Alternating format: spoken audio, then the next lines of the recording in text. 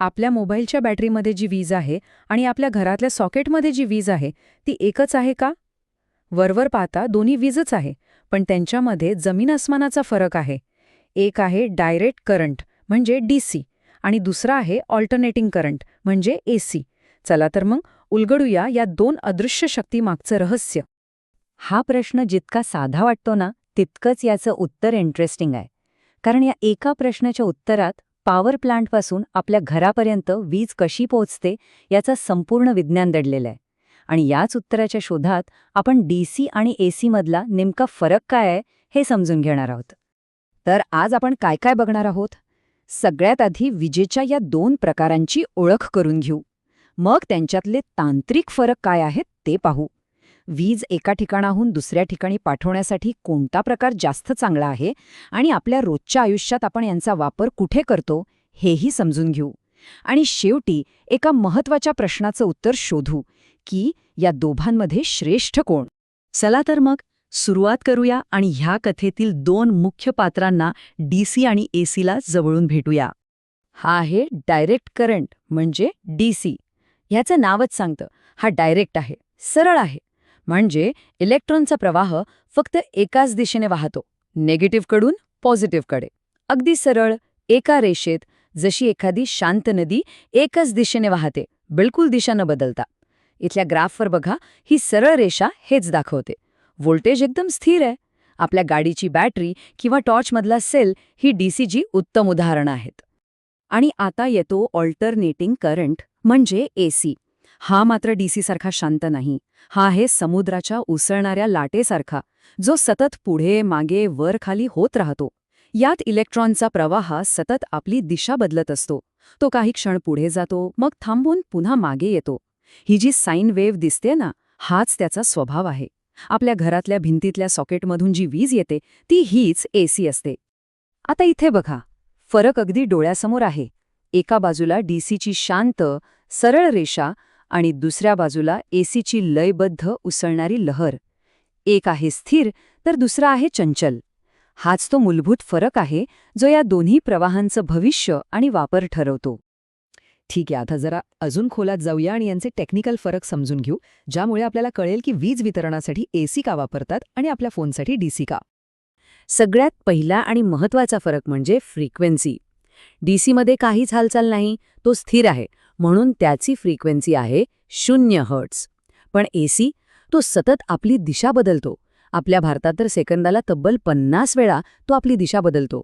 म्हणून तर आपण म्हणतो की आपल्याकडची वीज 50 हर्ट्झ एसी आहे. आणि दिशा बदलत असल्यामुळेच एसीमध्ये फेज असतो, जो डीसीमध्ये नसतो. आणि हा एसीचा सगळ्यात मोठा हुकमी एका आहे, व्होल्टेज बदलण्याची क्षमता. ट्रान्सफॉर्मर नावाचे एक उपकरण वापरून एसीचा व्होल्टेज पाहिजे तसा कमी जास्त करता येतो, म्हणजे स्टेप अप किंवा स्टेप डाऊन. डीसीमध्ये हे करणं प्रचंड किचकट आणि महागडं काम आहे. आणि याच एका कारणामुळे आज आपल्या घरांमध्ये एसी वीज येते. याच फरकांमुळे इतिहासात एक मोठं युद्ध झालं होतं, ज्याला वॉर ऑफ करंट्स म्हणतात. थॉमस एडिसन डीसीच्या बाजूने होते तर निकोला टेस्ला एसीच्या. बघूया या युद्धात कोण जिंकलं आणि का. तर मुद्दा अगदी सोपा आहे. पॉवर स्टेशनपासून आपल्या घरापर्यंत वीज आणताना खूप लांबचा प्रवास करावा लागतो. या प्रवासात वीज वाया जाऊ नये म्हणजे पॉवर लॉस कमी व्हावा म्हणून व्होल्टेज खूप जास्त ठेवावा लागतो. आणि हे काम एसीसाठी ट्रान्सफॉर्मर अगदी सहज करतो. तो व्होल्टेज वाढवतो आणि मग आपल्या घराजवळ आल्यावर पुन्हा कमी करतो. डीसीसाठी हे शक्यच नव्हतं, म्हणून लांब पल्ल्याच्या शर्यतीत एसीने बाजी मारली. पण याचा अर्थ असा नाही की डीसीमध्ये काहीच दम नाही. काही बाबतीत डीसी पुढे आहे. उदाहरणार्थ, डीसी ट्रान्समिशनसाठी तारा कमी लागतात, म्हणजे इन्फ्रास्ट्रक्चरचा खर्च कमी. एसीसाठी जास्त तारा लागतात. आणि हा एक खूप मोठा टेक्निकल फायदा आहे, कोरोना लॉस. हा एक प्रकारचा एनर्जी लीक आहे जो हाय व्होल्टेज एसी लाईन्सच्या आजूबाजूला होतो. पण डीसीमध्ये फ्रिक्वेन्सीज नसल्यामुळे हा लॉस जवळजवळ 0 असतो. म्हणूनच आजकाल खूप लांब अंतरावर वीज पाठवण्यासाठी, जसं की एका देशातून दुसऱ्या देशात, खास HVDC म्हणजे हाय व्होल्टेज डीसी लाईन्स वापरल्या जातात. चला, आता हे सगळं तांत्रिक ज्ञान बाजूला ठेवून आपल्या रोजच्या आयुष्यात डोकावूया. कुठे हा एसी आणि डीसी? हे बघा, चित्र अगदी स्पष्ट आहे. एका बाजूला आहे इलेक्ट्रॉनिक्सचं जग. आपला मोबाईल, लॅपटॉप, रिमोट, इलेक्ट्रिक गाड्या या सगळ्यांना डीसी लागतो. आणि दुसऱ्या बाजूला आहेत आपले घरगुती राक्षस, फ्रिज, वॉशिंग मशीन, पंखा आणि फॅक्टरीतल्या मोठ्या मोटर्स. या सगळ्यांना एसीची ताकद लागते. थोडक्यात, जिथे बॅटरी आहे किंवा नाजूक इलेक्ट्रॉनिक सर्किट आहे तिथे डीसी आहे, आणि जिथे मोठी ताकद किंवा मोटर्स आहेत तिथे एसी आहे. तर मग इतकं सगळं बघितल्यावर प्रश्न तोच उरतो, या दोन्हीपैकी श्रेष्ठ कोण, एसी की डीसी?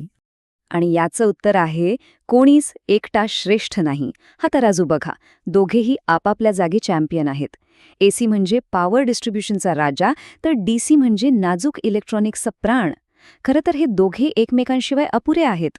आपल्या मोबाईल चार्जरचं काम काय आहे? तो भिंतीतला एसी घेतो आणि आपल्या मोबाईलसाठी त्याला डीसीमध्ये बदलतो. म्हणजे आपल्याला दोन्हींचीही गरज आहे. आजची परिस्थिती तर स्पष्ट आहे, पण जरा भविष्याचा विचार करा. सौर ऊर्जा, इलेक्ट्रिक गाड्या, डेटा सेंटर्स, बॅटरी टेक्नॉलॉजी, सगळीकडे डीसीचा वापर प्रचंड वाढतोय. मग काय वाटतं, भविष्यात हा तराजू डीसीच्या बाजूने झुकेल का? आपल्या घरांमध्ये एसी आणि डीसी अशा दोन्ही प्रकारच्या विजेचं स्वतंत्र वायरिंग असेल का? हा एक इंटरेस्टिंग विचार आहे, नाही का?